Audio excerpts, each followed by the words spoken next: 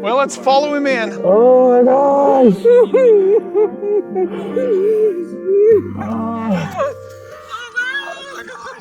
Oh no! Okay, screaming inside.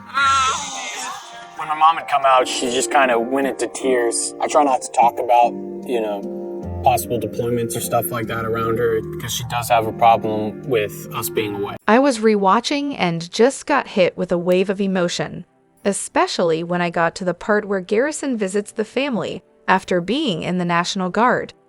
That scene, it absolutely destroyed me. Rest in peace, Garrison. Then there's that moment when Kody asks Garrison and Gabe who would take care of Janelle if she got coronavirus. Garrison immediately says, "I'd quit my job to take care of Mom." Like, no hesitation.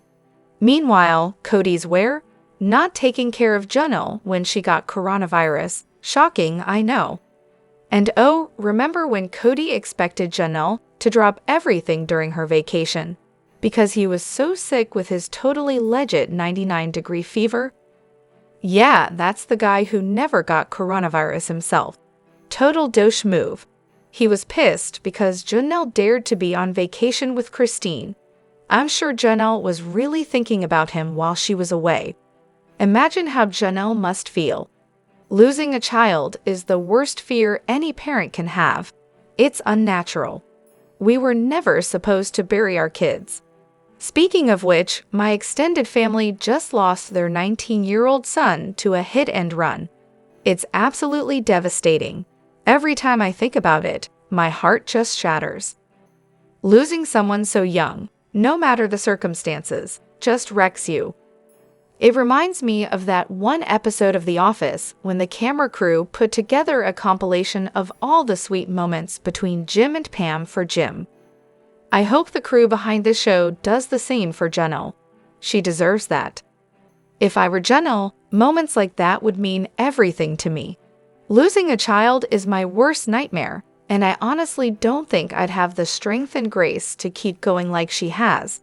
She's handling it better than I ever could, and I don't know how she does it. I felt that heartbreak. I lost my son to suicide, and I still struggle after 8 years. But Janelle's got her kids and family around her, people who can distract her, at least. I'm alone, and I find myself stuck in the memories. My son passed in his own place, and I was the one who found him. I still live in the same house, surrounded by everything that reminds me of him. My heart really goes out to Janelle. We've got so much to dive into today, so let's not waste any time. Let's jump straight into it. Hey everyone, what's up? It's Elena here, and welcome back to my channel Reality Nexus X. Oh, I bet it just kills Robyn that Christine ended up with the big happy family.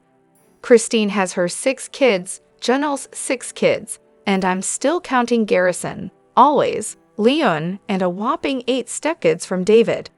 That's 21 kids in total. Oh, and let's not forget she still had a sister wife in Janelle. She got the big, cozy family that Robyn's always dreamed of, and did it without Kody. Honestly, I hope Robyn sometimes thinks about that and just sighs over what she ruined, just a little bit. Robyn always wanted to be the matriarch of a huge family, the one who was on top, the center of attention, the one everyone came to. But guess what? She didn't actually want to be part of a big family. She just wanted to be the star of the show. It's like she couldn't stand sharing the spotlight as a good mom in the family. She had to be the mom. Christine and Janelle had their roles already.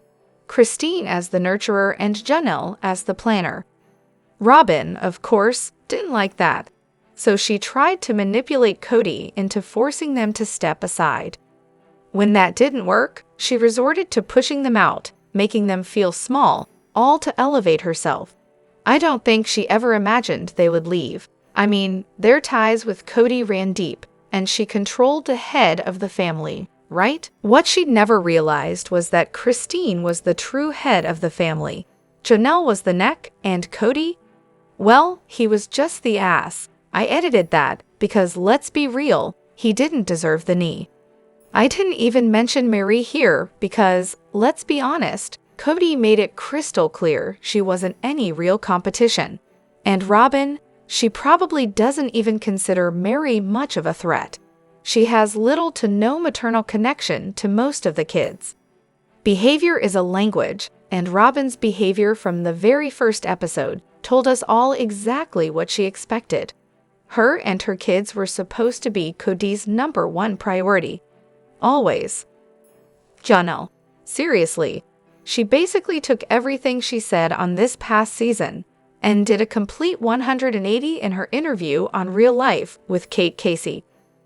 If you want to bang your head against a wall and have your faith in humanity shattered, just listen to it. It's like Kody has some kind of unbreakable grip on her, and honestly, at this point, I'm struggling to keep any respect for her. I get it, relationships are tough, but after everything they've been through, it's just hard to watch her sit there and say she wanted for nothing and that she's totally fine with buying Robyn's house. Like really? Excuse me while I go scream into a pillow. Honestly, this is why I can't buy into any of it anymore. And let's be real, this whole thing is so scripted. I've always thought if anyone was going to take Kody back, it would be Janelle. She's the one who insists they're not together and she doesn't want him back. But she's also the one who stayed in Flagstaff, never really moved on, and refuses to admit she's divorced. If he made nice with her kids and threw in a few promises, I have no doubt she'd jump right back into that mess. I've had that feeling all along. Maybe the loss of Garrison put things into perspective for her. Maybe she's just tired of fighting. It could just be about money at this point. I'm not saying that's the case, but I honestly think she might just be over the whole drama. I think so too. She could easily trash Kody, but honestly, what's the point? That chapter of her life is clearly closed, and I can't blame her for not wanting to relive it endlessly, especially since the show is so far behind. She totally caved to the move to Flagstaff, even though it hurt her kids. She willingly sacrificed her money for Robyn, and she openly admitted that Kody still has his hook in her. Independent woman? Nah, that's not the Janelle people think she is. Honestly, I think she was fine with it because she figured eventually it would be her turn. She even said as much on the show, how they'd all pulled together for one person, then the next, and so on. She probably thought she'd get her shot too. But yeah, I haven't actually listened to this interview yet, so who knows? Janelle is still so caught up in Kody. They've always called each other best friends. She's left him before, but she always comes crawling back. It wouldn't surprise me if she changes her mind again. Honestly, at this point, I think she's just as bad as Meri ever was. Tony. Seriously, does anyone else have a visceral reaction when he's on screen? Every time I see him, I'm already rolling my eyes, bracing myself for whatever cringy, immature, look at me comment he's going to throw out next. I honestly can't tell if he thinks he's hilarious or if he's just painfully awkward, but it's always so off-putting. It's like a weird mix of uncomfortable and cringeworthy. And Michael T, she just feeds right into it. She should really put a stop to it. But you know, maturity's not exactly her strong suit. And Mitch? Oh, Mitch is the real MVP here though. His facial expressions when Tony starts talking. Hilarious. He's basically the only one who seems like he's not buying any of Tony's nonsense. But back to Tony. Seriously, Mitch is practically standing alone at the top of the Brown in-law food chain. What really got under my skin, though, was when Tony flat out refused to translate for his parents when they met Michael T's parents. I mean, he couldn't even bother to tell them which lasagna was vegetarian and which had meat. His excuse? That it would force Christine and Kody to finally learn some Spanish. I'm sorry, but what? This was the first time the two families were meeting and trying to connect, and Tony just made the whole thing awkward. Like, what kind of son refuses to help his own parents communicate?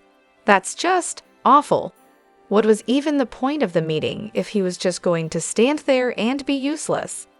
Honestly, I can't even be mad, because Tony and Michael are perfect for each other. They should just change their last name to Lookatman, because that's all they want, attention. Tony's just out here trying to stir the pot and get reactions, and Michael T. She's just out here begging for eyeballs on her, no matter the cost. Can you imagine being friends with them? They're probably the type of couple you only see once in a while, because no one can stand to be around them for too long. And, let's be real, that's how it is with the rest of the adult kids and their spouses. They can all hold a real conversation. Tony, though, still stuck in middle school. I'm convinced Michael likes the drama, though. It's like she thrives on it. That whole conversation about David after he became a widower. Just so weird. You can't even make this stuff up. Why is everyone so focused on Kody being the jerk about not reaching out to the OG 13 kids, but no one seems to care that Robyn hasn't lifted a finger either? Seriously, it's all Kody's the problem, but where's the outrage for her? Isn't Robyn the one who always talks about wanting this big happy family? Doesn't she love the idea of being a second mom? So, why is she not making any effort to actually connect with these kids? Doesn't she have their numbers? It's starting to seem pretty suspicious, right? Yes, Kody is obviously more to blame. He's their biological father, after all, and allegedly raised them their whole lives.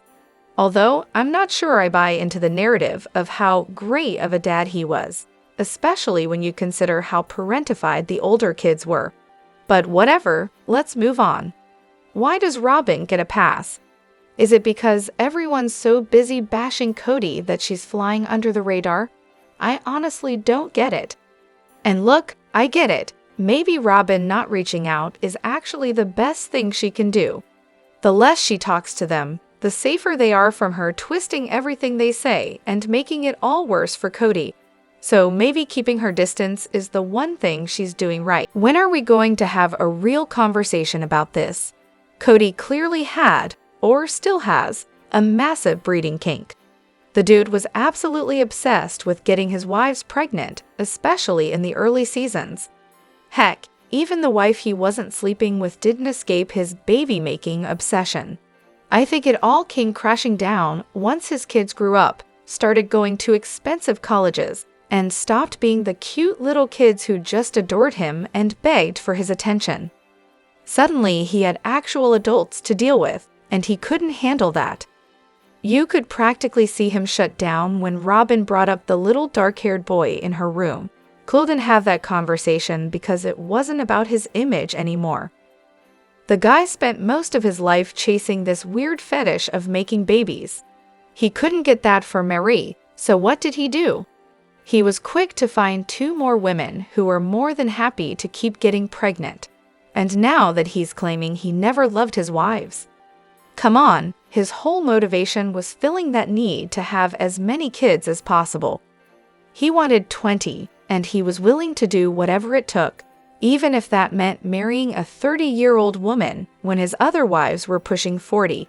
Never mind how turned off he was by the fact that she already had kids with another man.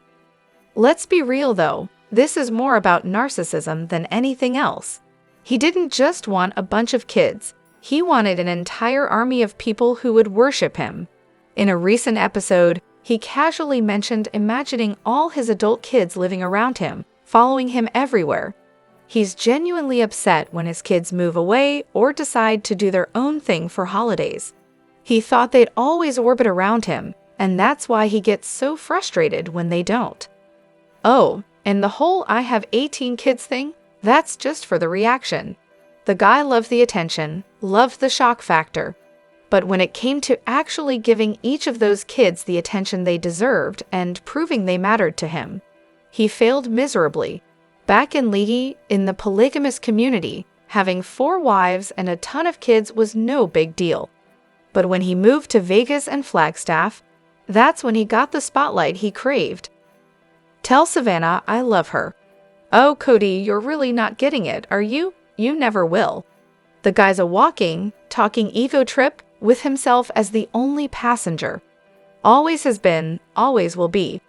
Robyn knows exactly how to keep him puffed up, And that's all he needs, his inflated self-esteem. The wives he dragged along, just accessories to his personal agenda. And let's talk about that phone he's got stuffed in his pocket. It clearly doesn't work for anything like, calling or texting his kids with a simple, "Hey, I love you." But sure, he could copy and paste that message a dozen times and still won't do it. Why? Because if he sends it and gets left on read, then he's forced to face the harsh reality that nobody wants to talk to him. But if someone else sends it, then he can blame them when he gets no reply, instead of admitting that maybe, just maybe, she doesn't care about him anymore. And honestly, her response should have been as blunt as possible. Pick up the phone and do it yourself. I told you I'm not the middleman.